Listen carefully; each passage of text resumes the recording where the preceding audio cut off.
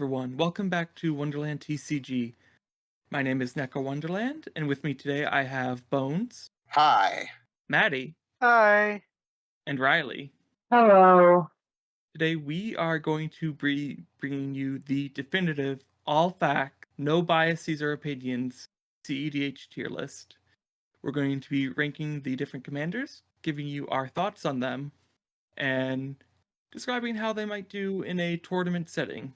But in all honesty, this is going to be our opinions, just us having fun. So if you disagree or think we're wrong on something, please let us know down below. If you're really mad at us, you can direct all complaints to Bones. This is slander. But also, it doesn't really count as bias if I'm objectively correct all the time. Yeah, if anybody tries to correct me, I'm gonna throw hands. I think Yeah, I'm gonna get into a physical altercation over these opinions. I think that's true. Needless to say, CDH is all something we're pretty passionate about, but we're just a bunch of friends having fun, and hopefully you can have some fun with us. So we have a pretty extensive list here, and just to break down the tiers, we're looking at them as if they were in a tournament setting, looking at how the decks do on their own, and also how they're viewed in the general meta. Starting at S tier, these are the powerhouses of the format, the ones that you'll see consistently get top placements at events. You probably have a general idea of what these are going to be already, but still be fun conversations to have. Next is A. A are the really powerful decks, not as powerful as S, but still ones that can get placements in events without being really a surprise. Pretty consistent, good decks. B are decks that could get there. You may see them get good results, but pretty infrequently. Maybe you have a runaway event where they get good placements. C are the decks that struggle a bit more in tournament settings, maybe not get much results. If they do, they're pretty infrequent. D are for the decks you won't see very often. They won't generally get good results. And then F are for the decks that overall struggle the most in the format. I think for the most part, we're all in agreement that these decks have CDH playability, either at one point or still. Some struggle harder than others, but a lot of the times it comes down to the pilot behind the deck and how well that they know the deck. So if you think that we're wrong, and that you can bring an Azami deck to top 4 at an event, feel free to prove us wrong. We want to see it. There are much worse things you could have said than Azami there. Yeah, I was gonna say that's implying Azami's F tier. Azami's probably at least a little better than that. I have thoughts Don't on discount Azami, the but girl. Okay. we'll get there. Well. We'll get there. But without jumping too far ahead, let's start with our first commander, Abaddon. Well, I played a couple of games of Abaddon. This commander's pretty new. It's from the Warhammer 40k set. Abaddon does interesting things with Cascade. You'll think about what's the name of the 4-color commander? Yidris. You'll think about Yidris seeing this guy. What most people are doing is they are like you're doing an ad nauseum strategy, right? You're in Grixis, you're going fast. Your commander just gives you that little bit more of an explosive kick, but it's not, the fastest Grixis deck there is. I think the cool thing about Abaddon is you have a lot of really unique to the commander, interesting tech. If you play Cody, you know this card, but there's Profane Tutor, which is the 0 mana tutor with suspend, and you can cast something like a Brainstorm and hit like an Ancestral Visions or a Profane Tutor, and you're doing your cascading and you're getting your extra value of spells, and it really helps you when you're storming. So it's kind of cute in that way. But the issue is that it's cute. It's a 5 mana commander with 3 different color pips in a turbo strategy that you generally want to cast to do your turbo thing. You don't need to, obviously. You can just do your Grixis turbo stuff, but 5 mana is too much. 5 mana is a lot for this kind of strategy, I think. It is, and the deck itself, it's Grixis, like you highlighted, and Grixis can only be so bad, but it's cute, and it's not a strategy that overall helps you. I would say this deck's probably, it's Grixis, so it's turbo, it's okay, but it's not anything special. I'd say this is probably, C or B tier. Probably B, just because it is, again, Grixis turbo Nas, which can only be, so bad. Mm-hmm. Depending on how we want the rest of this tier list to shape up, I was kind of also thinking C. Mhm. B, if we just want to think like again, like you're in good colors. You're in 3 colors. The colors are very good together, very synergistic. We know they work in the format, and you are doing very powerful things if you manage to do your thing. So B can definitely make sense. I think that's a good range. I think just in terms of like the rest of this tier list, that we probably want to put it in C tier, because if we put it in B tier just because of the colors, then would we put like every That's a Grixis precedent, deck? yeah. Mhm. Yeah, Yeah. like, That's fair. that's my first thoughts. We definitely have worse Grixis commanders coming up. Yeah, I Yes. agree. For that Yeah. much. Like the commander isn't that helpful for the strategy it wants to do. So I'd say it's probably in the C or D tier. Yeah, I would agree. So we can put it in C for now and see how we feel about it later. But moving on, See we how have we feel about for later. Sorry. Bones got me. Okay. All This right, is why all the complaints are going to me, by the way. exactly. But next up, we have Adeline Resplendent Cathar, Mono White Stacks Commander, who can really put the beats in, really give some props to the win con stack strategy. It's ass. who Bad do you deck. want to speak first here? I'll say things. I'll say bad things about this deck. Yeah, Um, you go first. I'll weigh in. You are playing mono white. So automatically you're pretty limited in what you're allowed to do. And Adeline does not bring you card advantage other than making bodies. Adeline is a win condition for aggressive like zero brain stacks. Mhm. And I think mono white's bad in general. I wouldn't play Heliod, and that's the best mono white commander in my opinion.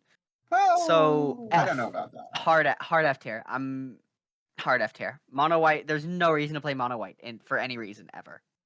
I think white does have its advantages, though. Yes, it's mono white, but new toys have made the deck be able to play on the stage, and there have been pilots who have taken decks like Adeline to good results. Okay, so I am higher on mono white than Maddie is. I think there are mono white decks that do have a little bit of gas. Oswald has some really good decks and really strong pilots on it, and it's a very interesting, very complex deck. Heliod has some things to his name. AO is sick as hell, but I'm gonna drop this. And I know we just said we don't want to set a precedent for anything, but I'm gonna set a precedent right here in that please do not play mono white win con list decks. Just don't. Just don't. You can play anything else. You can play Jetmir win con list. I don't give a shit. Do not play mono white win con list, please. Can we agree to put this in F tier and then put all the other white decks in D tier? Or F? No, Let's well, just do the mono white decks No. right now. No, Let's no, put no, them no, all no. in D or F. We gotta go in order. There are mono white decks I think are good, Okay, and I think Oswald. can go above D. It's Oswald. I'll say that right now. I am higher It's on only some Oswald. mono white decks. Adeline brings no advantage in the command Adeline's zone. If F. you want combat pressure in the command zone, you can be playing more colors and drawing cards. You could be playing Timna and Kamal. You could be playing, Najila. like I said, Jetmir for more pressure. You could be Najila. playing Najila, who is a faster clock in 4 more colors. Mhm. So Almost an objectively better card or something. yeah, so Maddie has I'm sorry thoughts. to the Adeline players. I'm sorry. I know I'm slandering you right now, but I mean, again, like play what makes you happy. Like all the decks are It's here F tier. because you can bring them to a CDH table and not be embarrassed. But please don't play mono white win con lists. F tier. It's just put it in F and let's move on. See, I was going to put it in D tier. I was a little higher on the deck than everyone else seems to be. Like, yeah, it's not the best, but it could at least do stuff. I thought it could do the aggro strategy pretty well. Mm-mm. I think that you will feel this pressure on your life total if you don't answer the card. I think all relevant things have already been said. Just put it in F tier. Let's go to the next I'm gonna commander, say please. it's bad so many ways before it gets repetitive. Yeah, please. all right. we're Epic haters. I'm sorry. We're monoweight haters. I See, everyone, apologize. I was higher on this card. Don't be mad at No. me. But all right, No. Riley, maybe you can help us with this next card. Alesha who smiles at death. Okay, so I have a friend who plays an Alesha deck, and it's a very strong deck. And I've only ever seen him pilot it, and so my bias is probably skewed to be more positive of the deck than the rest of you because of my experience playing against Alesha. But it's a good deck. I would probably put it in a solid B tier. It can combo really well. It has card advantage in the command zone. Well, it has recursion in the command zone, which generally translates to card advantage, whether that be through, reusing a creature to get another tutor or to get relevant stacks effects back out or what have you. It I would say a solid B tier. I think we all think of the same friend there too. Shout out to Toady. Yes. Toady pilots his deck to perfection. He knows his deck like the back of his hand. Well, I played a few games on Alesha. I've done some brewing on this commander, actually. I really love her, story-wise, of course. Biases. I think the commander is a very unique enabler. Not in that it is repetitive. It hits a lot of really powerful things in these colors. You think Drannith Magistrate. You think Kiki Jiki, even though I don't think that's the best thing to be doing with this commander, Kiki Jiki. You have a lot of powerful things. There's buried alive piles that you can make. I've crafted at least like 3 of them. There's a lot of things you can do with Alesha. She doesn't inherently have any card advantage on her. But 2 in a red is a compact body. 3/2 with first strike is a very relevant attacker and blocker. I think this deck's definitely like a B tier. It's got some gas behind it. It's not the strongest Mardu deck. It's not the fastest, but it definitely has some persistence to it. I've played against the deck. I've seen you build, and I played against you on the deck. I played against Toady. I had a really good game against Toady once, and yeah, I think the commander is very cool. I think what she does is very unique and interesting, and the repeatable recursion can be very strong and dangerous. And there's a lot of interesting combos you could do. I don't think I would put her in the B tier. I think for me, she's C. Thinking that we just put Abaddon in C. I think putting her around the same power level as Abaddon is a bit more accurate because, sure, the commander does a lot, but for me, when I want to rank a commander higher, I really want some more advantage. I want some form of card advantage, I guess. And I guess you can say recursion is somewhat card advantage, giving you access to your graveyard, but it's a little bit, it needs the mana. It needs you to be doing other things to make it worth running, dumping things into your graveyard. I mean, maybe obviously that's not a hard thing to do, and I could be underrating it a little bit, but it's for me, it's there's I feel like there's better things you could be doing, and I feel like it's sort of around the power level of C at this point in time. I think Alesha is strong. I do think that I'm more inclined to agree with Bones, putting her above Abaddon in C. She does have the 1-card win con with something like Buried Alive, which will help you get a combo assembled. Yeah, that's true. 1-card win con there is pretty nice. Yeah, I think she's a good commander. I also think Abaddon is a decent commander. I think she's better than Abaddon, I think. But I don't think so much better that I would put her a tier above. I think putting her in C is all right. Let's put her in C. I think that's okay. Yeah, all right. On to Aminatu. So this deck has some combos it does with Felidar. It has a few things it can do. I personally see no reason to run it over any other Esper commander. think planeswalkers are inherently not as good as commanders anymore, just because there are so many creatures on boards nowadays, with like significant power. So I just think she's a lackluster Esper option, and the way you build her in Esper is also just not as good as another pile you could build with a certain lady who will be mentioned a lot in this podcast, I think, which is Timna. Who sets a Yeah. high bar for any deck playing black and also white. Yeah.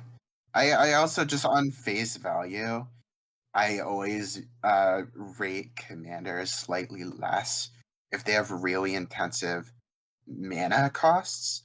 So this commander costs white, blue, black, which if you look back at Alesha, Alesha is red, Carlos, right? You can cast Alesha off a Jeweled Lotus.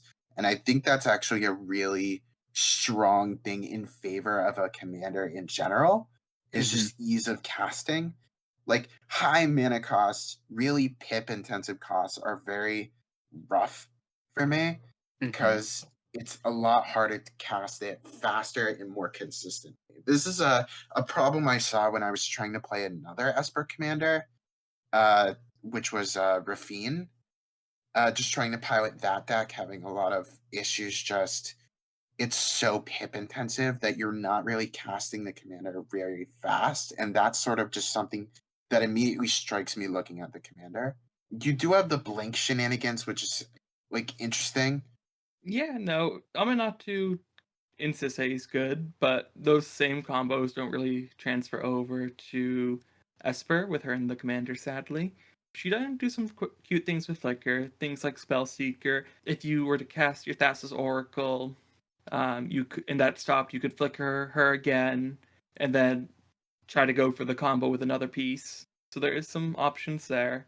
There is card selection in her plus ability, and while you'll never get her ultimate, that's not something you really want to do anyway. So Yeah, I also don't like the +1. It's like the issue is it's not card advantage, and as you alluded to, Maddie, there are commanders you could be playing in this card combination that give you a very large amount of card advantage, which is another thing like mana value, or not mana value, but mana color requirements that I rate very highly in a commander. Whereas something like card advantage in a commander is something I look for in a stronger commander. Yeah, I would put her in a D tier. She's just I don't think she really does too much anymore that can't be done better. I think that Aminatu is a card in the 99. Great, amazing, I love it. As a commander, though, it gets rough. From my experience playing with the deck and against the deck, I would probably say low C tier. So things like we're thinking low C, maybe high D. I think the colors itself put the deck in a stronger position, but there's better options. So I think for now we'll do a high D rating. Maybe some of these ratings can adjust as we put more commanders in. And speaking of putting more commanders in, we're probably going to upset a lot of people with this next one. But next is Animar. Animar, besides to get Rog, has some pretty diehard supporters, I think. Yeah, I've played Animar. I can talk about this deck. I played a lot of games on Animar, actually. I've played it in a few different builds of the deck. I've played it at a few different stages of time. Animar has a problem in that, for one, he has that mana cost Bones likes talking about. But for two, he's Teamer, which is not a favorable color combination. Yes, you have a lot of creature tutors, which are really powerful, and you have your blue tutors. But Animar doesn't take advantage of Underworld Breach, which is one of the most powerful things it has going for it in its colors. And what it does do is make some cards that are... It does some silly stuff. There's Generous Patron in the deck. You know, there's obviously the Ancestral Statue combos. There's a lot of interesting stuff the deck does, but it doesn't do anything too incredible. It takes a lot of time to set up. You're going to have to cast Animar, and then you're going to have to cast bodies for Animar, which takes cards, and then you have to find a way to win, right? So Animar takes a lot of setup to get that value out of, which just makes him really slow and clunky and not the best. True, he does, and with all that buildup that you do, it can be easily undone by just removing Animar. Mm-hmm. The protection of black and white is good and is relevant for removal pieces like swords or Deadly Rollick, but things like Pognify or Board Wipe still hit this card pretty hard. I feel like this is one of those commanders that has been sort of power crept as CDH has gotten stronger over time. I know at one point Animar was a very good commander, I think. I'm rather It's an new to old CDH CDH. compared to some of the other people here. I am very new to the format, so I can't say I was around during the time this commander was very good, but at this point in time, decks have gotten so efficient and so fast and dangerous, and you have to be affecting the board early. You have to be threatening wins early, getting your game plan out very fast. And like I said for Aminatu, this commander is not easy to cast. Like you said, it requires the setup. It sort of requires some wonky cards, and it's just. I feel like if you're already in, I don't know, you're also in Teamer, which is like, it's fine, but it's not like you said, like you're like, oh, you're in Grixis, you can only be so bad. It's like you're in Teamer. You can be worse. So I don't know. I'm not very high on this commander. This is like low C to me, maybe. I don't know. It's probably C or D tier. What do you think, Riley? Definitely D tier. I was around for a little bit when it was like a really good commander. But those days are gone. And so now it's not what you want to be doing if you want to be playing Teamer. It's just not that good in my opinion. Yeah, I would put it high F tier, low D tier. Sounds like the consensus is D. I do think it is better than Aminatu, so I'm going to place it above her for now, but in D tier it goes. I think above Aminatu is correct. Sure. Like, it's got some things it can do, but yeah. But moving on, we're going to move on to our Anji Falconwrath. Anya.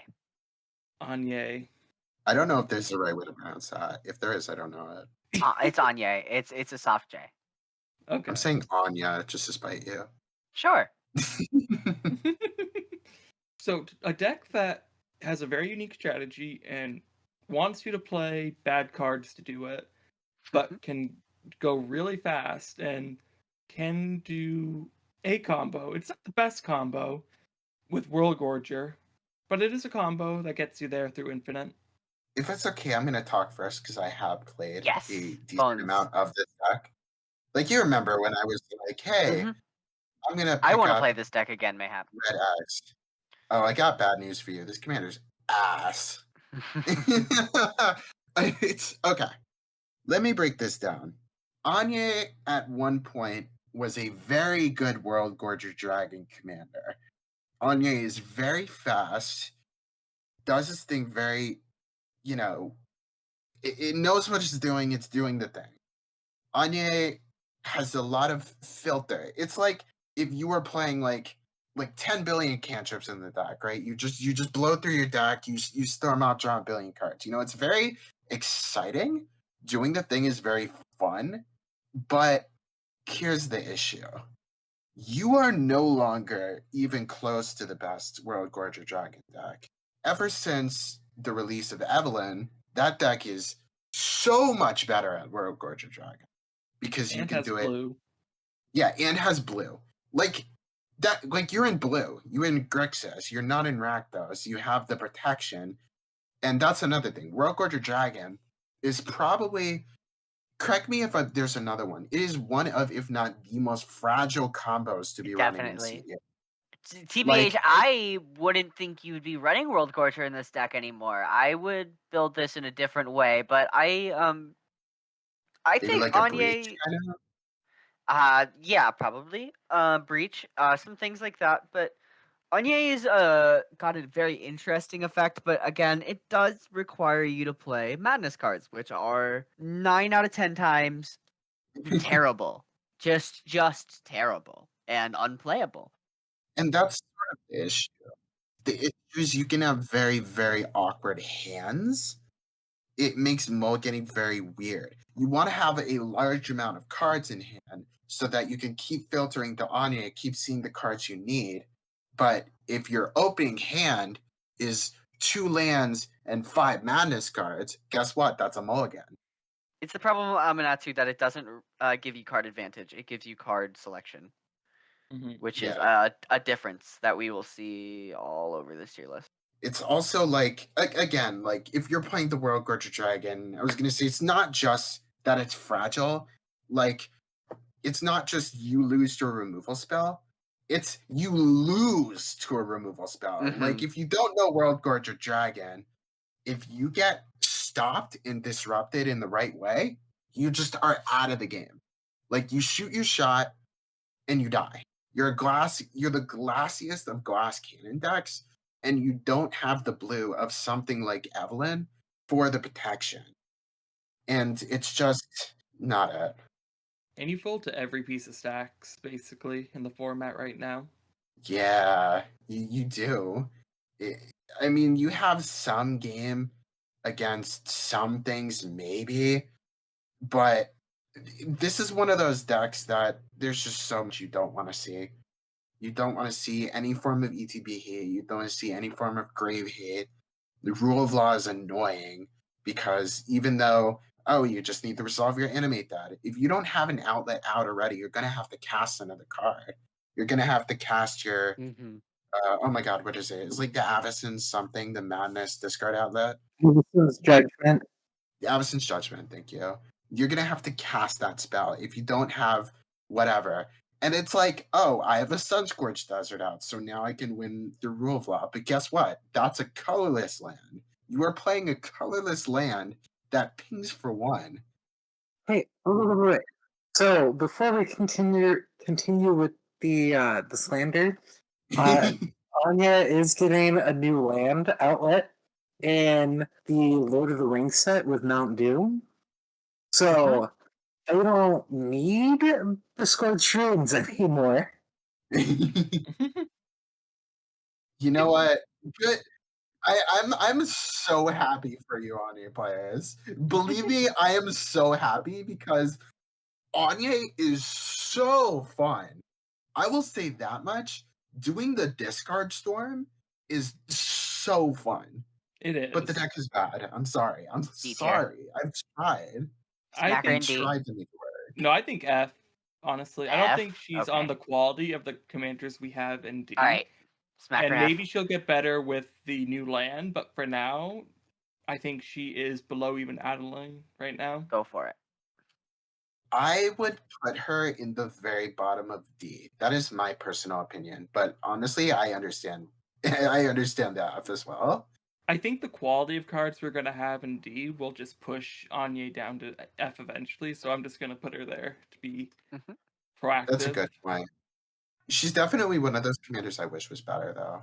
Yeah, maybe in time. New toys. But next up, we have Arcum. Madi, tell us about Arcum.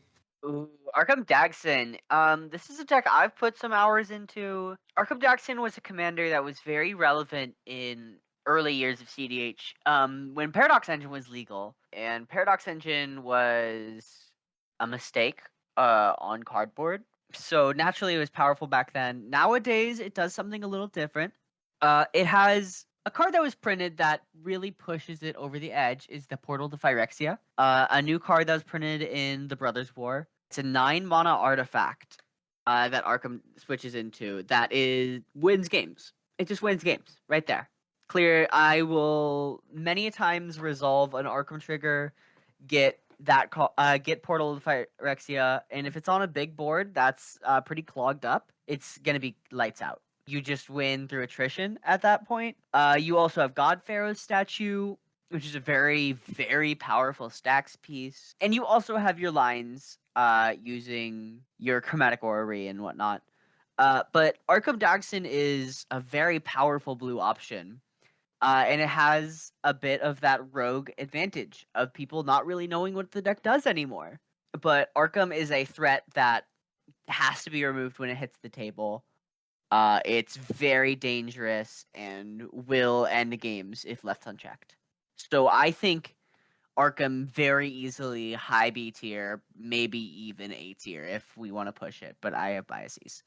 I'm hearing a lot of copium there. Your copium. Actually, well, okay. So, quick shout out to Azro, who won a Gaia's Cradle with this commander. But I have played against this commander in paper. I have literally seen this play out. I have seen people not respecting Arcum, and then we just the whole table loses. Mm-hmm. It's I'm gonna make a weird comparison.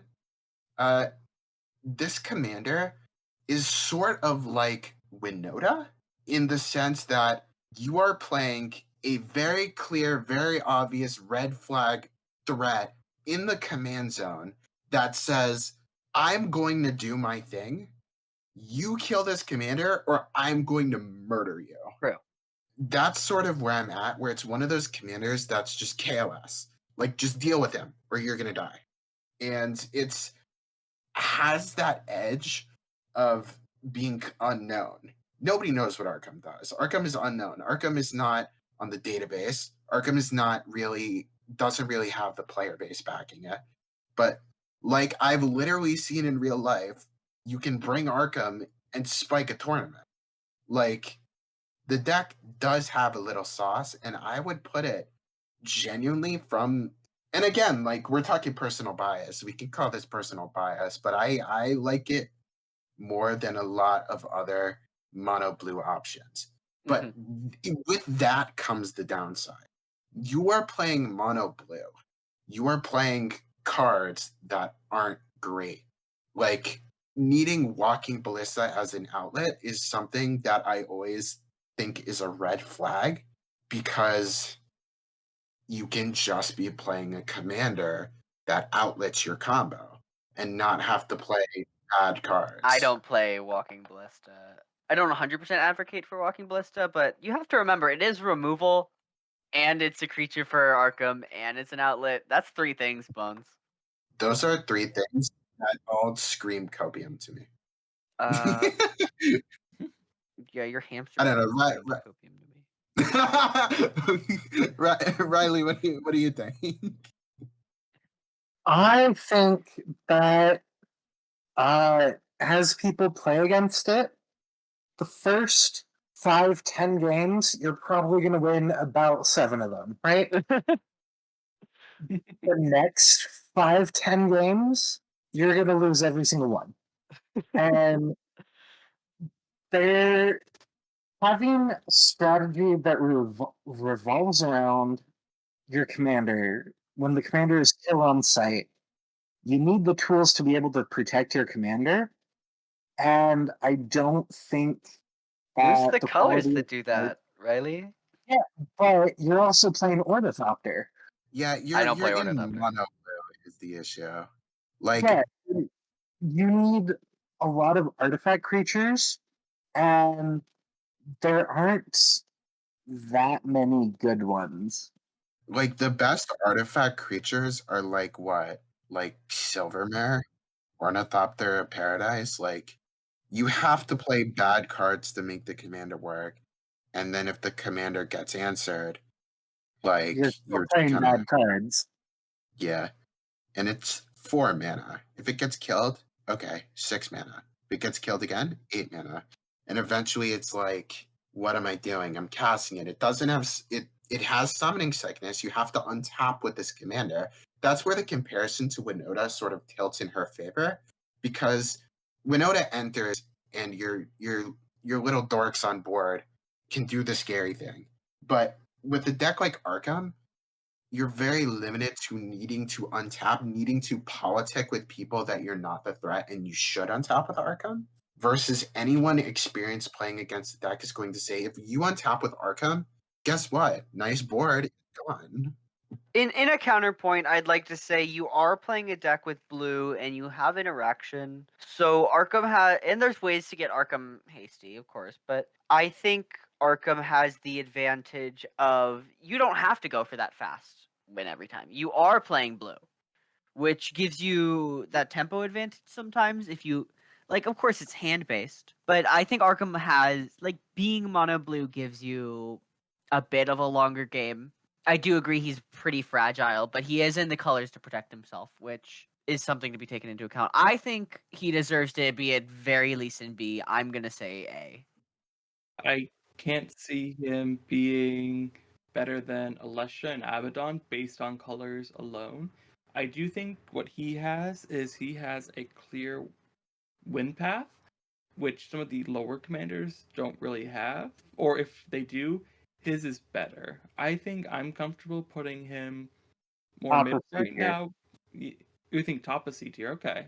I would call him better than Alesha. Having played both decks, I would call him better. I also think better. I think bottom of B or top of C, but again, like that could like some of that is me having seen the deck do work and having played against it a lot and having witnessed the combos. I'm a bit higher on it than most people probably are. A good politician and a good pilot can bring this deck to great success. It's a very pilot-centric deck. Yeah, I think C is good for this deck, and we can move on to our first partner pairing of Ardenn Krom. Arden Krom's cool. It's a rule of law deck that, well, sometimes a rule of law deck, most of the time, that plays. Of course, it's a 3-color partner deck, so it's open ended. But it plays Arden to great efficiency. It plays it for the Godo win con sometimes, if I'm not mistaken. I don't know if it still does. You're right, I think. Don't think they play Underworld Breach lines anymore. I don't know. I think Jeskai Rule of Law is kind of mediocre. I think Jeskai aren't great colors. I think dedicated Rule of Law decks aren't the best thing in the world. I don't know. I think it's okay. I don't recall this being a rule of law deck. If I remember correctly, it was sort of like that in that Jeska Ishai realm, where you're sort of playing like a very Arden centric game plan, playing cards like Sword of Fire and Ice and Helm of the Host for value, which obviously there are sounds control a bit aspects to deck to certain builds of this deck.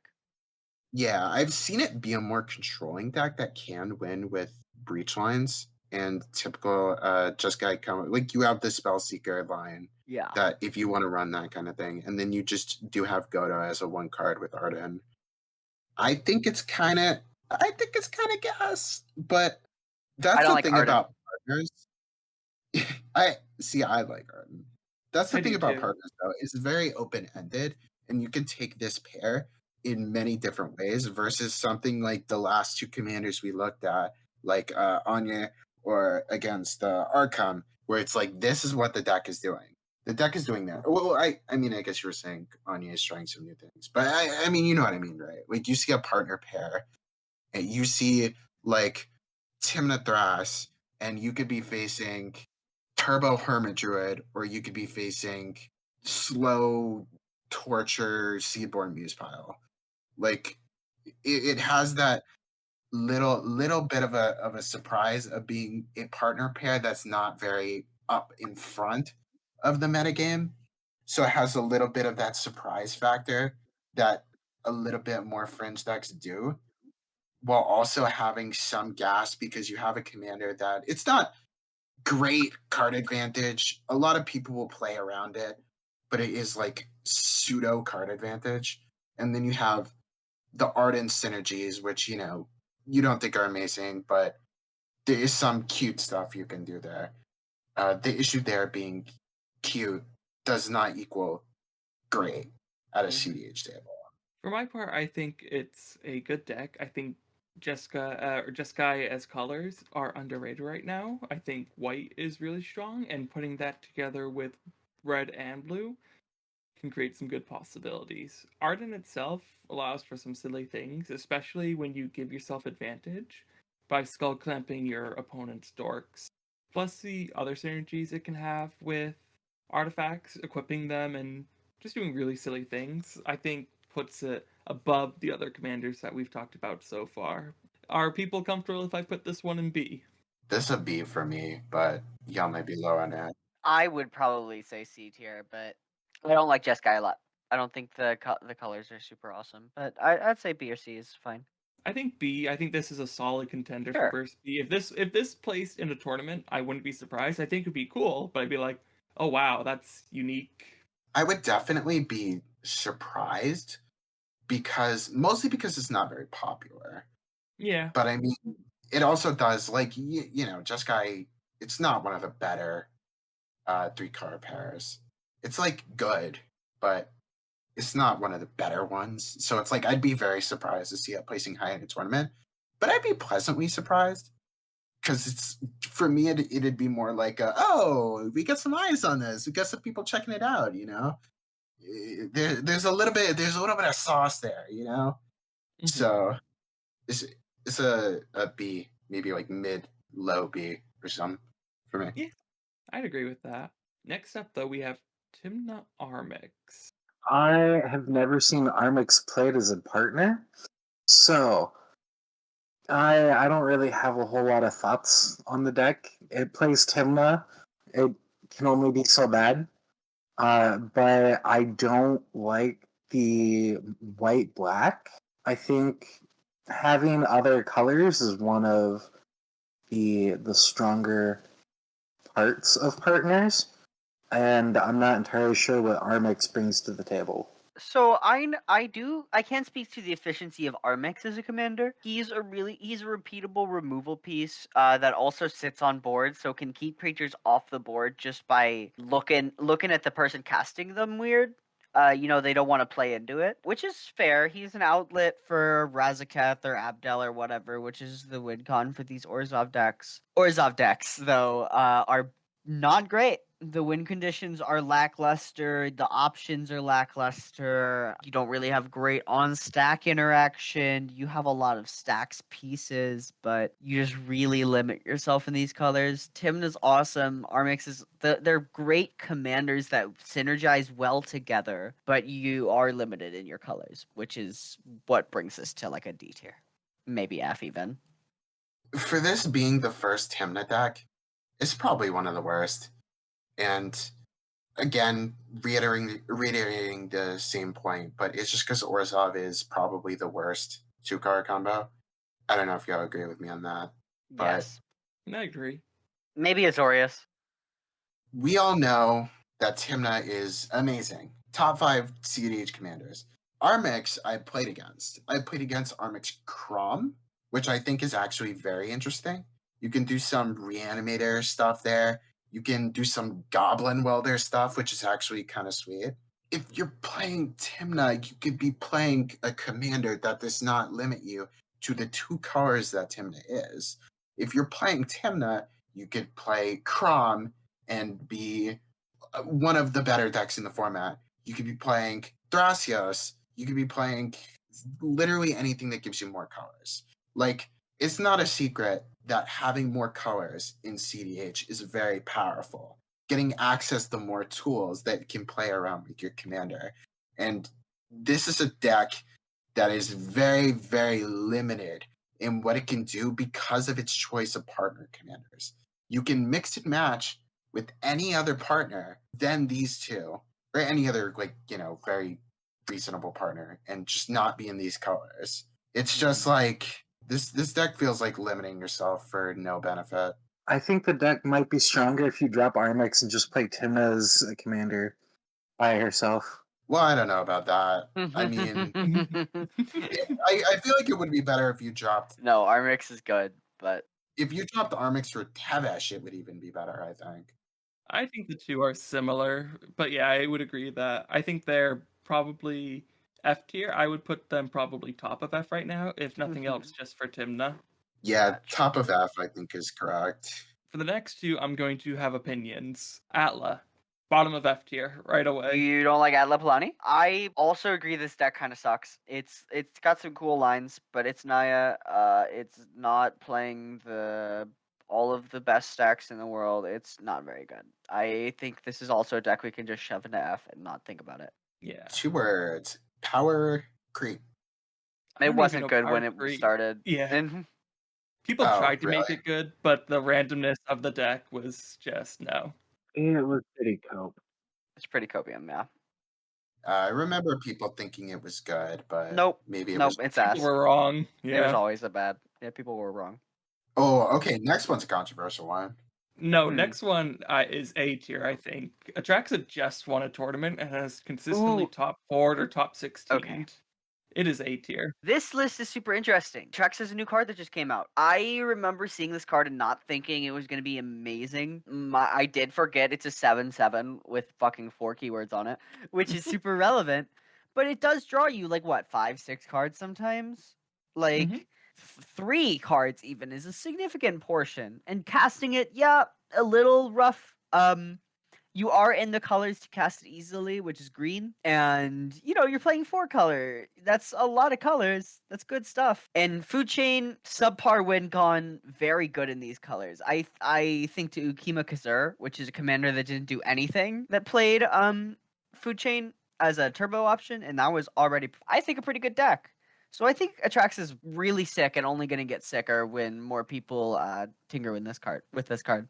I do think the difference for Atraxa too is she is a food chain commander that actually does things outside of food chain. She's relevant in other ways, especially if you pair her with something like Displacer Kitten. You can do some really crazy stuff. I agree. Yeah, okay. Maybe I was wrong when I said controversial then. I think A tier is right. A tier. What are your controversial opinions, Bones? I'm curious though. Well, it's like when we were saying when we first saw it come out, it's in the same colors as Timna, which is already a very good commander that doesn't cost 7 mana. There are some very cool things you can do. You name Displacer Kitten and Food Chain, although Food Chain I don't think is, like you said, it's like not as good of a win con as the other things. I feel like I'm a bit lower on this stack than other people, mostly because I've been playing a lot of Timna and thinking it's been very strong. I know people aren't as high on Timna as they used to be. I don't think that's true. No, I've They're two heard. different decks is the thing though. Yeah, I don't know. It does different things. It does have some cute stuff. I don't know. I know people are high on it, but I'm just a little bit lower than most people. I believe the difference between those two decks, it differs in it from, instead of having these card engines that are, or these card advantage engines that are very easily castable, instead it gives you this big thing to cast. We talk about inevitability. Sometimes we were talking about it with Arcum. We were talking about these things that just present a threat there, and it's not a threat, but it is digging 10 cards into your deck to find what we can hope is some threatening cards. You're playing a CDH deck, you have threats in there. So it gives you a lot of card selection and card advantage. It's a bit more powerful in a burst than those two commanders. I think A tier because it is 4 color, but it's not as good as Timna Thras, I believe. I think it's a commander with a lot of potential. A lot of people are going to be building it. There's a lot of eyes on the commander. And I think that's why we're going to see a lot of innovations with it. We're going to see a lot of people building it. It's going to put up results because it has the numbers. It has the people interested in it. And it is like we're starting to see people place for that. So it's got heat. It's got people. I would call it A with potential to grow. And I'm not very high on it. It's a deck I think I'm going to have to try eventually, basically. Yes. So one thing I would like to bring up while we're on the topic of Atraxa, the most recent, big dumb food chain deck that has a lot of colors that didn't go anywhere is Niv Mizzet Reborn. And the main difference between the two is you don't need to be playing bad cards to get them off of your food chain ETBs. And that's a massive thing in my opinion. Very true. Yeah. That's true. I do think losing red is significant though. Like you're losing the best food chain creature, and you're losing Dockside, and you're losing Breach. But I don't know. I digress. I'm a skeptic. If this was 5 color, you would probably be S tier, but you don't feel the breach or the dockside as much as you think you do. It does enough on its own in the colors it is in. You have to think Atraxa you can cast Atraxa and then get your creature and your food chain and protection for it all in one fell swoop. Like not unreasonably so, right? Yeah, I don't know. Like I said, this is one that I've really just thought about a lot, and it's something I need to. Atraxa should be able to find 2 pieces to a win condition first trigger. Mhm. If you build it right, I think that actually pushes it up more. I would even say S. I think we're gonna leave it an A, but I would say this deck is very powerful. It's 4 colors and it has a lot of it's got a lot of potential. I'm ready to see this thing grow. Think for right now, because it is newer, A is good. I think now would be a good time to move on to a commander that's probably not as good as it might have been once long ago. Azami, Lady of the Scrolls. Maddie, you know Oh, this deck. You love this deck, right? yeah, love is a that's a powerful word. I love a lot of things. And I would say this wizard lady doesn't fall in that category, unfortunately. But I have played some Azami. I think this commander, like you could take this at face value. I think pretty easily. You are in mono blue, which we've discussed. Not the best colors in the world. You have wizards. If you have a wizard, it can tap to draw a card. It can do it as soon as a zombie hits the field. That's really cool. That's a lot of card advantage. The problem comes from winning the game. Azami plays a control game with a lot of counter spells because his hand is supposed to be full all the time. Problem is control doesn't work super well in CDH because, the parity is hard to break. And especially in these mono blue colors, you just can't break that parity easily enough. You never have enough resources, you never have enough mana to cast all of the things you need to be casting. You have a lot of wizards that are dorks that you end up wanting to tap to draw cards, but also wanting to tap to make mana. And your win conditions are awful with Sigil Tracer, Dramatic Reversal, Mind Over Matter, What's the thing? Moonfolk, Mystic Sanctuary lines. It's all bad. Azami's just all bad, unfortunately. It got power crept in the most pure sense of the word. I think Azami suffers from the same thing we were talking about with Arcum, maybe even to a more severe degree, which is that if your commander gets answered, and your commander should get answered because it's a 5-mana must kill, this deck wants its It's a commander 0/2 as well. and it's a 0/2. It dies to Lightning Bolt for 5 mana. It dies to a Stiff Breeze. It's just like you need your commander to do the thing. You can do the thing she enters. She doesn't have the summoning stick issue, which is a thing in her favor. But you're spending 5 mana for a mono blue deck where you need your commander in play to really do much. And it's just like if your commander gets answered and you don't have that obscene card draw engine online, and you're trying to play control, and again, you're trying to play control against 3 people who have their own card advantage engines, or who are going to put you to the test very early, or who are going to try and kill your things or put down pieces to stop you. It's very, very hard. I think there's a lot of factors going against this commander that just unfortunately, in my opinion, make it a bit underpowered. I agree with everything that's being said. Bottom of D, I would not hate to see that card there, or top of F. D. I agree. It has a little bit of something to it, but it's not a lot. Not a lot of bit of something, just a little bit, which is a lot of cards. It's got a lot of cards in its hand, and it's got nothing else going for it. Yeah, I think bottom of D makes a I lot would of put sense. Azami in 12 cards in hand and nothing to do. 12 cards in hand and still passing priority. Yep. Dude. Riley, what are your thoughts I on hate Bergie? Bergie. Okay, so so I think Bergie is a terrible deck. You can cast Bergie off of Jewel Lotus and then drop your hand and have 7 million mana, but nothing to do. It is often very frustrating to play against because they take a lot of actions but do nothing, and it is very difficult for mono red to tutor the combo piece with Bergie being Grinning Ignis, because there just aren't that many tutors in mono red. And sometimes the deck can be, how do I say this? If you keep a bad hand, you're never in the game.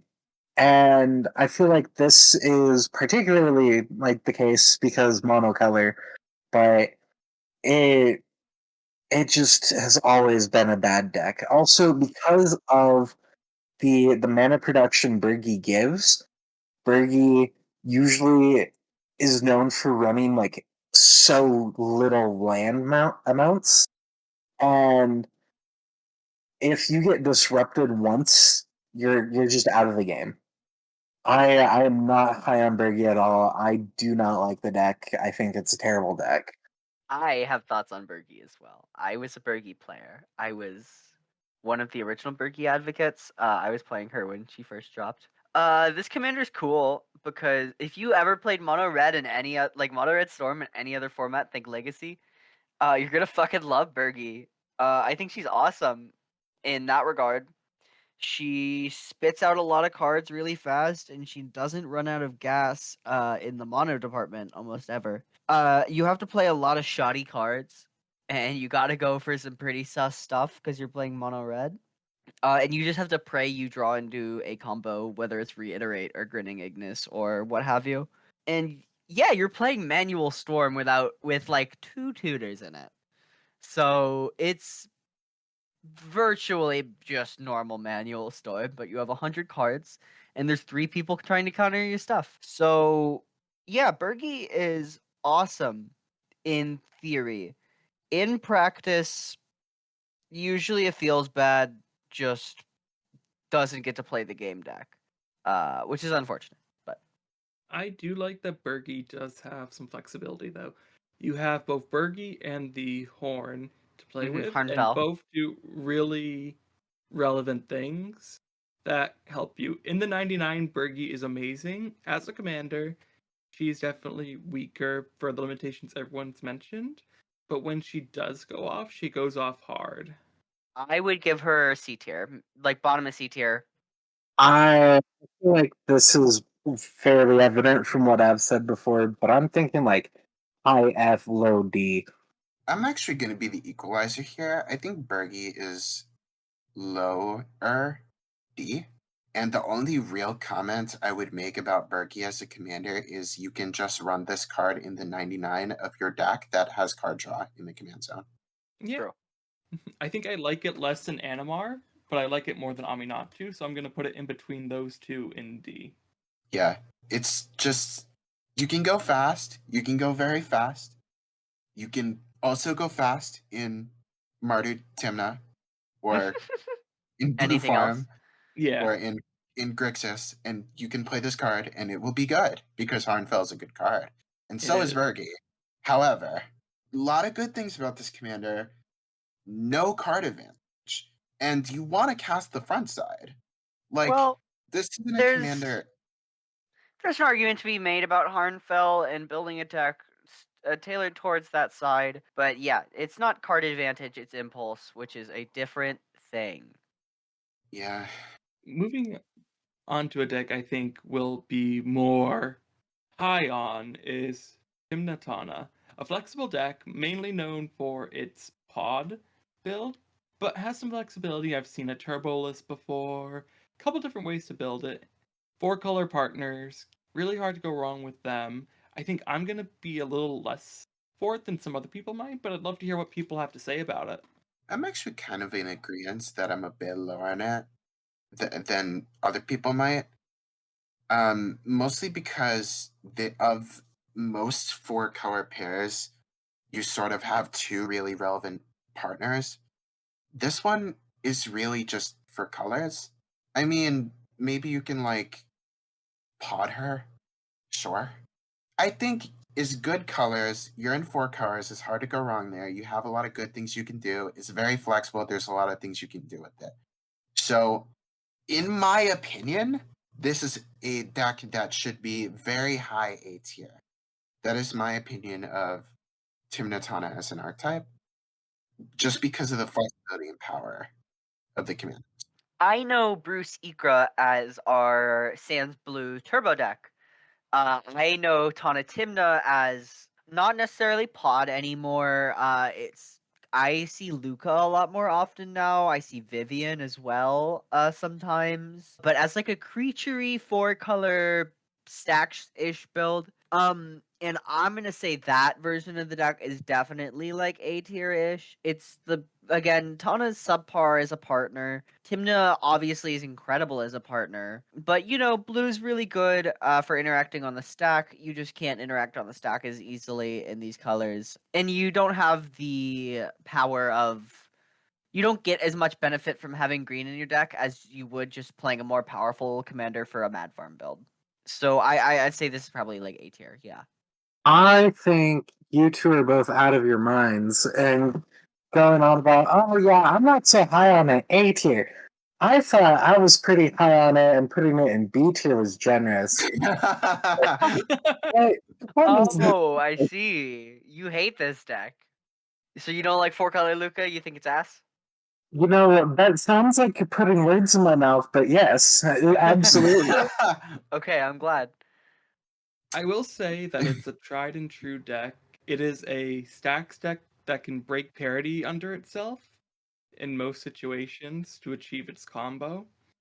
It has Timna, it has card advantage, it can pivot into a more mid-range game plan. It has a lot of things that I want to see in a deck. So for that reason, I think that it is in A. I think Riley was a lot colder on the deck than I thought she was going to be. But I think A, and I do think I have to put it over Atraxa. If nothing else, because it's tried and true. Yeah, I think high A is pretty good here. Again, this is just some of the things I've been trying to reiterate throughout this video for people maybe like newer to evaluating CDH commanders is high colors is very good. Card advantage is very good. Commanders that are very easy to cast is very good. Timna is 3 mana, but she's one of the strongest card advantage engines in the entire format. She gives you access to 4 colors, which is very good. Gives you more options for better combos and lines and card advantage and tutors and everything. And there's just the merits that come with running Timna X are very high, especially when you have a lot of colors at your disposal. Speaking of Timna X, our next option will probably not have any debate about it. Timna Krom, the pinnacle of card advantage, with 2 engines in the command zone that can generate you so much value, and probably the 4 best colors, definitely the best color combination overall, besides maybe 5 color in the format right now. I I'm think gonna this say goes something right. controversial. Okay, well, let me say this first. I think it goes right into S. I think people say it's the best deck in the format. It feels impossible to stop when it gets going. But Maddie, what is your controversy? I think this deck might be Blue Farm. That's Eh, true. yeah, I Yeah. think this deck might be I think this deck might be the reason people play CDH. Yeah. Like what can you say about Blue Farm that has not been said? Right? Like it's there's there's 3 versions of this on the decklist database, all named Blue Farm. It's quintessential. It's Turbo Naz. It's a mid-range grind plan. It's interaction on the stack. It's card advantage. It's just it's it's every single thing you could ask for in a CDH deck, which is, Except for Birds of Paradise. except for Birds Yeah, of Paradise. where's the green? Where's Yeah, the green? where's my green? But yeah, I mean, what can you say, right? You see this deck at a table and you go, "Oh no, it's Blue Farm. I'm gonna lose to Blue Farm," and then you lose to Blue Farm. I mean, this deck doesn't bring in tournament results super consistently because Who wants to be blue? Well, Blue Farm. Blue well, Farm's well, hold on. boring. No, I'm gonna it stop you tops. there. It tops. No, Well, maybe not it doesn't. win, but it doesn't tops. win. It never wins tournaments. No. It tops. Okay, stop right there. Hold on. I have been for a while, and I'm gonna say this, and you're gonna immediately know where I'm going with this. In the Boston Roll Discord, and Mhm. Boston Roll is somebody who has taken 2 major tournaments with Blue Farming. He is Mhm. a newcomer to the CDH format, but he is a very, very, very prolific. He has 1v1 been recently. You are right. You are correct. He has okay. been kicking ass and Bosch. taking you to the Blue But, Farm. And I cannot tell you how many people have joined the Discord saying, "Tell me about Blue Farm. Let's talk about Yeah. Blue Farm. Hey, I decided to pick up Blue Farm because Yeah. of you." Blue your Farm's the videos most discourse heavy, like powerful deck. Just put it at the top of the tier. It's staying there. Everyone knows it's the best CDH deck right now. Everybody knows. Actually, so I was gonna interject something. There recently was a Playing with Power podcast video that came out about tournament data, and Blue Farm actually, even though it's the deck that is most represented in the 8 tournaments that they took the data from, its ability to convert into a top 16 or higher finish was actually like dead average. And so even though it's being played a lot, it's the most popular deck, hands down. It's not the best deck. It's pilot bias in that department, I think. I would, Anybody thinks they can pilot Blue Farm. I think Blue Farm's a very hard deck to pilot. I don't know. I think because so many people are taking it, it's not always going to convert as highly. Just because you have so many people on the deck, not everyone knows the exact intricacies. Not everyone knows like you got to be very high IQ to understand Blue Farm. Okay. Yeah, you have to watch Rick and Morty if you want to play Blue Farm. Okay. No. But you know, like Maddie said, it's not an easy deck to pick up. It's very represented because it's been picking up wins, because a lot of people say it's the best deck in the format, and it's not always going to convert to wins because it's a deck you really have to put the time and the effort into. Even if its conversions are average, you're hard pressed to find it not at least have probably 2 placements in the top 16 and have it be the highest represented deck at any major tournament. Yeah. But I think now we can safely move on to a commander who won't be as highly rated. I would be surprised if it was Brago, King Eternal. Yo, hold on. Brago just got a new 1 card, baby. Let's talk about it. Brago just got a new 1 card. Can we not talk about Brago? But it just got a new 1 card. What card? What's that card? Oh god, I'm gonna have to look up the names because there's like 100 of these. Brago's not good. Hold on. It's definitely lost. It. It's lost a lot of its luster over the past few years. Oh, are you just naming any flicker card? So the card is called Invasion of Arcavios. And what it does, let me look it up. It's not. Can we just put Brago in F tier or F tier? So Invasion of Arcavios is a 5-mana battle siege.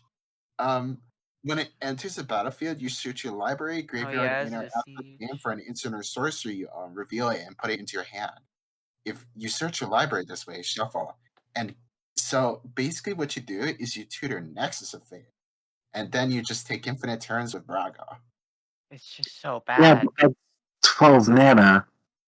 No, I think I don't know. I think it's kind of cool. No, Bones, stop. Cool is not good, unfortunately. Azorius is the worst color combination. You said that about Orzhov. They can't both be the No, I worst. said Azorius is. I said Orzhov's the second. I think Orzhov's worse, but I do think this is worse than Timna Armix, and I think it's worse than... The only thing that it's not worse than right now is...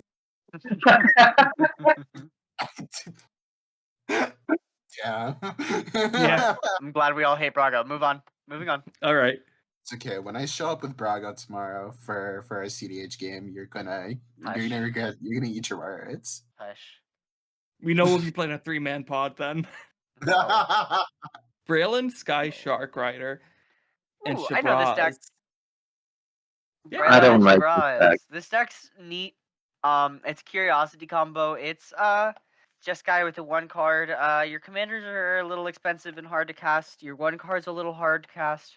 It's fine. It has been power crept by our friend Malcolm, who we'll see a lot on this tier list. There's just no way to beat Malcolm, I think, in terms of 1 card win conditions, especially in these colors. So, I don't know. This deck used to be good. It's not as good anymore. It has all the upsides of being a Jeskai deck with your powerful breach lines and your Curiosity 1 card, but it's not as good. I'm gonna say this is a D tier.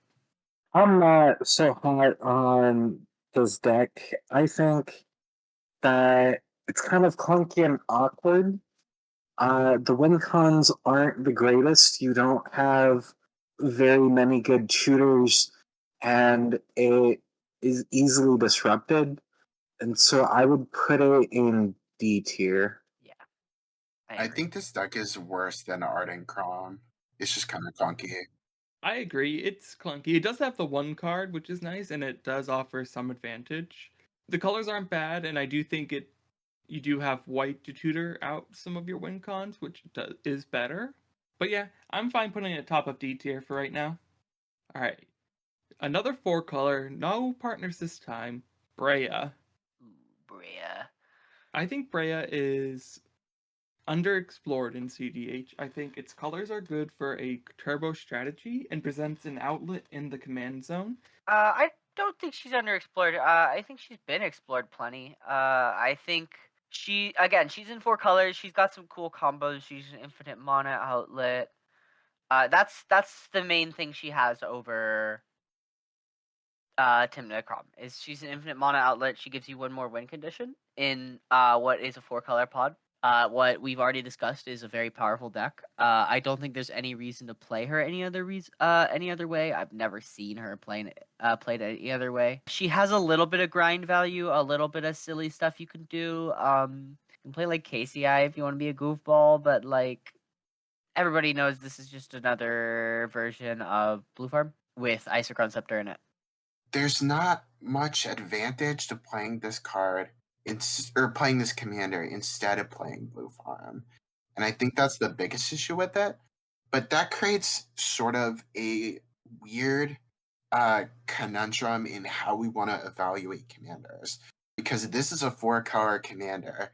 You have access to very powerful cards that we already know are very, very strong in the format. But the issue is, it's so overshadowed by a better commander in the same colors that sort of creates the issue of where do we place a commander like this. We can compare it with Atraxa, right?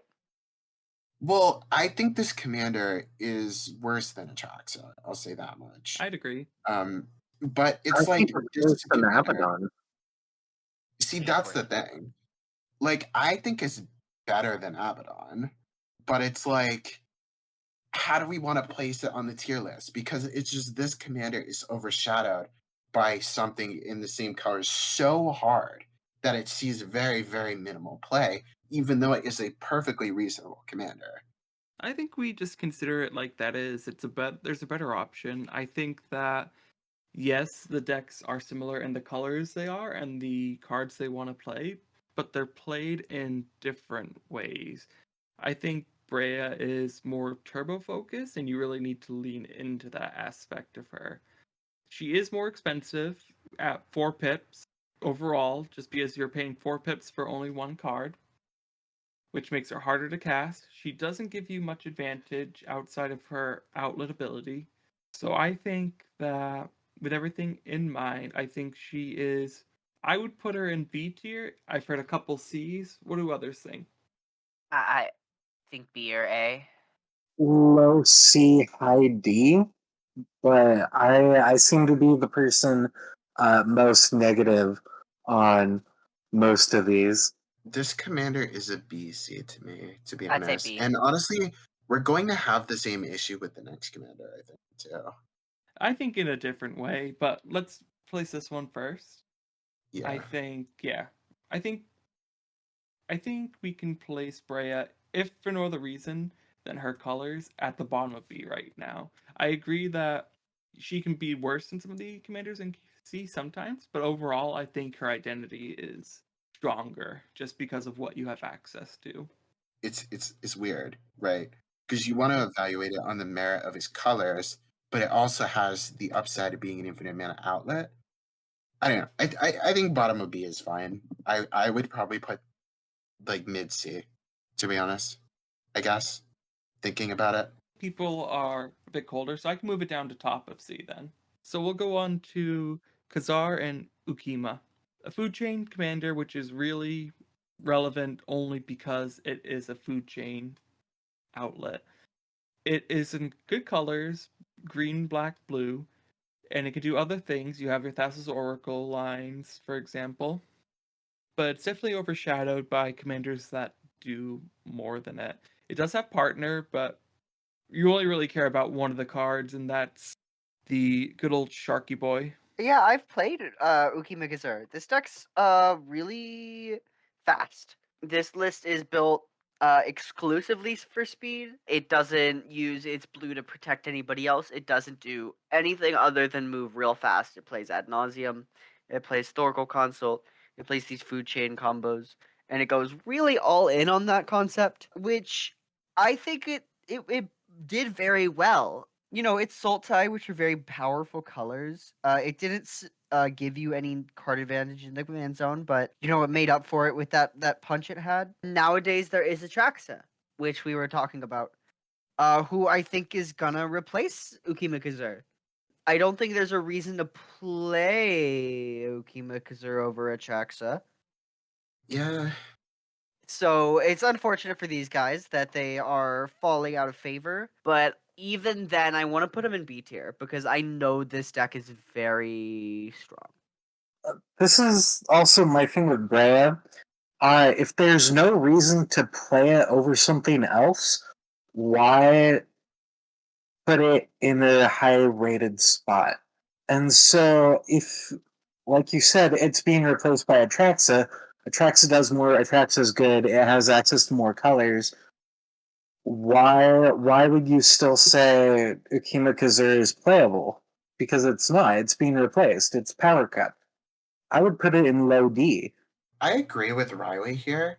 To me, this is the Breya example times a million because Ukima Kazur, outside of being a food chain outlet, has 0 attacks. Like, the combat pressure from Kazur will not matter in an average CDH game. If the combat pressure from Kazur matters, something has gone horribly wrong. This, to me, is a deck that is so outclassed by another commander that I would be willing to say there's no case that I would advocate running this commander, like over Atraxa, which is sad because the deck was very cool. It had a lot of cool things that it can do, but you can build Ukima Kazur with Atraxa, and the deck is just better because you have a better commander, because your commander draws cards and gives you access to a better color. You can go very fast and then have white for a card like Silence or Asper Sentinel. It's just so unbelievably overshadowed that it's just very sadly, like, I don't know. I feel like it's sad. Yeah, I would put, I'm gonna even put lower than D, honestly, which I feel terrible about.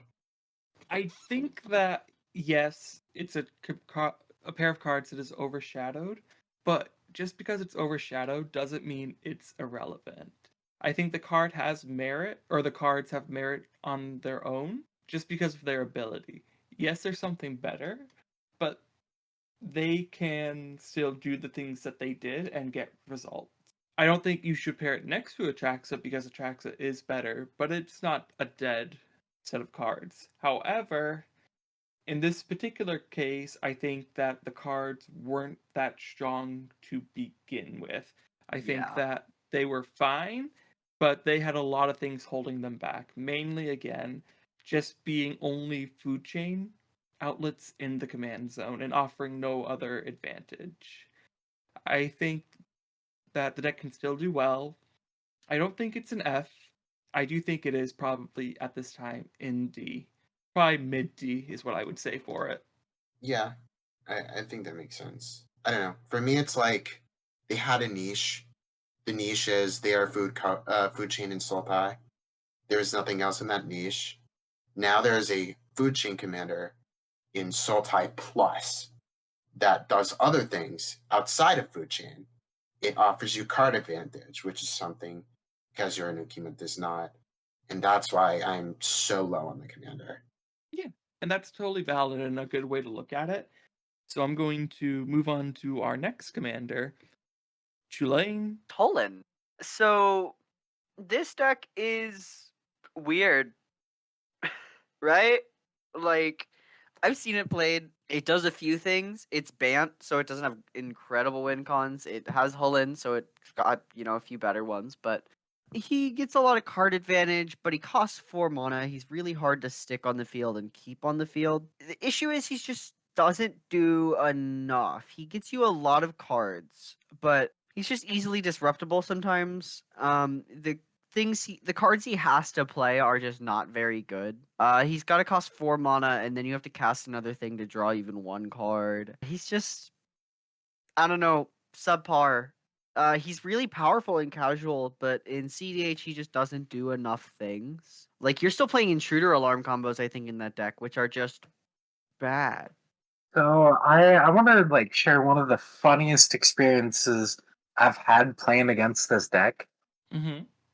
They were playing an Alluring Shrieking Drake combo where you just play Shrieking Drake, return it to your hand, draw a card, and you draw your entire deck that way because Alluring makes creatures CMC 3 or less free, and you Yes. can cast them with Flash. And somebody else in the pod, in response to the first Shrieking Drake bounce to hand, they put in a Thassa's Oracle Mhm. and consulted. Yeah, Alluring is bad. So bad. So, yeah, anything that relies on a card that helps your opponents, I am not high on at Yeah. all. Lesson of the day: don't fucking play Alluring. Oh my god. Yeah, Please do not play Alluring. I do think Bant as a 3-color pie is the weakest in CDH right now. So I'm kind of cold on those cards in general. Not that any of what's been said is helping this commander. Oh, I was gonna say the same thing you were. I hate bands. Yeah. It's Like, Bant needs a really good commanders to do anything, and this is not good enough. my issue with Bant is just the win conditions are so. Mediocre, yeah. I will say this one at least has a win line in the commander and advantage. I think for this one, bottom of D would be sufficient. But what does everyone else think? I think he's a Shirei, yeah. Not very I good. agree.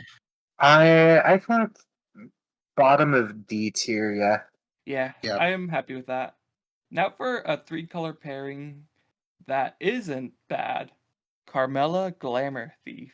Ooh, Kormela, I love this deck. Who? Kormela! That's sort of my response, even though I know the commander is, but I think Kormela has some really funny lines.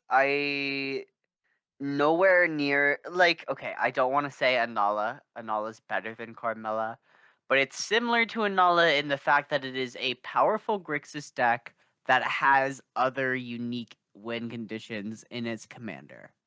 Yeah, And I think that's the entirety of it.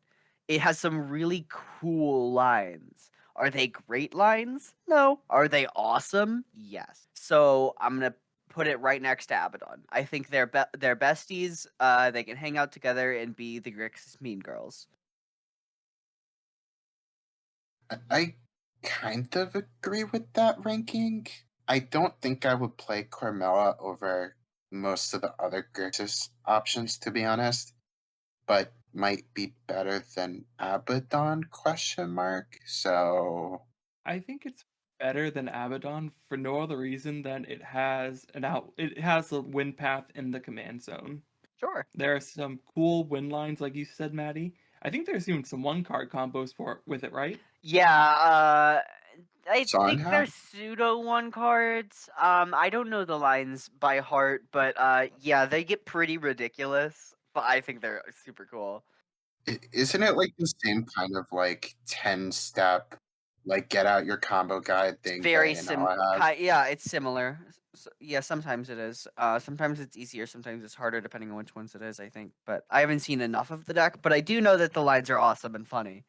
I'd pop it right above Abaddon, just like conveniently on top of Abaddon. Yeah. I do think because of colors, though, it's better than Arcum and Alesha. Plus, the best thing about this card is it has haste. Yeah, I'd put Kormela above them. For I this think episode, we'll do one last one one more. before we head off. Yes, we Okay. have to end on a Sisei. It's the inferior Sisei, but Oh, it's a it's Sisei Shirei. nonetheless. Yeah. Oh, it's okay. It's Celestia Shirei. I Captain love this deck. Sisei, yep. I've been looking at this deck actually. It's a strong deck. Yeah, it's a silver bullet deck. It's got repeatable tutor in the command zone. It's not, it's not like it was in the days of Paradox Engine. And it's also Celestia, which is a color pairing I'm not huge on. But you have to think of how powerful tutoring stacks pieces are.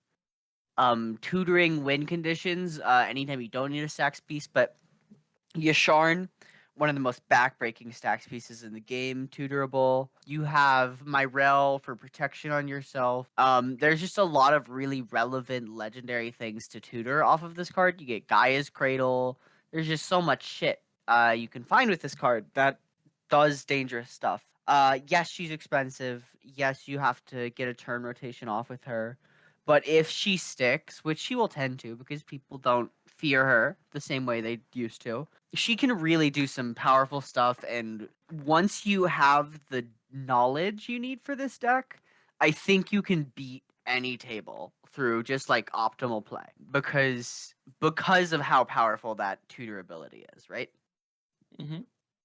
Yeah, I don't think she's A tier or anything, but I do think she has the possibility to beat any of these decks when piloted right, like in a landslide. So I'm gonna put it in like a high B, maybe even like low A.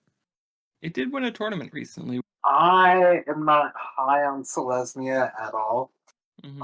and I will continue to be the trend of the lowest ranking member. No, Riley. It's okay. Don't worry, I'll back you up on this one. Okay. I'm not high on the whole mid range stacks plan. I think if you want to do that, there are better colors for that. There are better commanders for that. Tutoring from the command zone, great, amazing ability, terrible colors. And for that reason alone, I'd say low C, high D. Yeah, for me, it's like this is the Arcum problem where you have a massive threat on the board that you need to untap with. And if people let you untap with it, you can do your thing. You can do your thing well. If people don't respect you, you're going to win. Because this is one of those decks that plays on politics and plays on not being answered in that way, right? I don't like this deck at all. You don't have blue to protect yourself like Arcum does. Like, y'all gonna hate this, but I literally like this deck less than Arcum. Like, this straight up, this is low C to me. Again, maybe that is me not having too much experience against the deck. Like, I've seen the deck, I know it can do stuff, but being a slow stacksy mid-range deck in Selesnya, whose commander doesn't do anything until it survives a turn rotation, I feel like it's fragile, it's bad cards, and I've been so disillusioned recently just with stacks in general because you can build up this board and get answered by one spell. You can build up this really strong force, threaten to do whatever, and then somebody can just play a card and win. Like, for me, it's just there's so much. I don't know. I think there's a lot holding back a commander like this from really, really popping off and being very strong. Call me a hater, I guess. No, I agree. I think with everything everyone has said, it has its highs and it has its lows.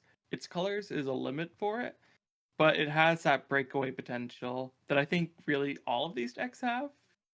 I think any of the decks we've talked about and all the decks we will talk about have the ability to win for the most part. So I think bottom of C is perfectly fine for this deck. It can win, it can do its thing really well, and sometimes it will just do nothing, and that's okay. Yeah, that's sort of the thing. Like, we're talking like this is a bad deck, whatever. But none of these are really, I wouldn't say this is a bad deck. Like, I wouldn't say the decks in C tier are bad. I think the decks in C tier are very playable and you can win a tournament. Like, Yeah. you're talking about somebody taking this to say and winning a tournament. Because for me, this is a deck that can win. You can play it, be an expert in your deck. That's the thing. You take a deck lower on this tier list, and you take it and you refine it and you learn the lines and you make it your thing and you take it to a tournament and you're going to do better than somebody who picks up Blue Farm and doesn't know what to do. I think, at least. But that's just how I view CH in general. I think you're 100% right. And we're talking about all these decks because they're all CDH decks. They've all proven themselves in some way, at least. Some better than others, but all very pilot dependent. But on that Yeah. note, we are going to end it here for today. Thank you so much for joining us. Please make sure to like, comment, and subscribe. Thank you so much to Bones, Maddie, and Riley for joining me. They've been great, and they're going to be joining me again to finish up this tier list. So make sure you stay tuned for that. Have a good day. Look forward to part 2. Smile.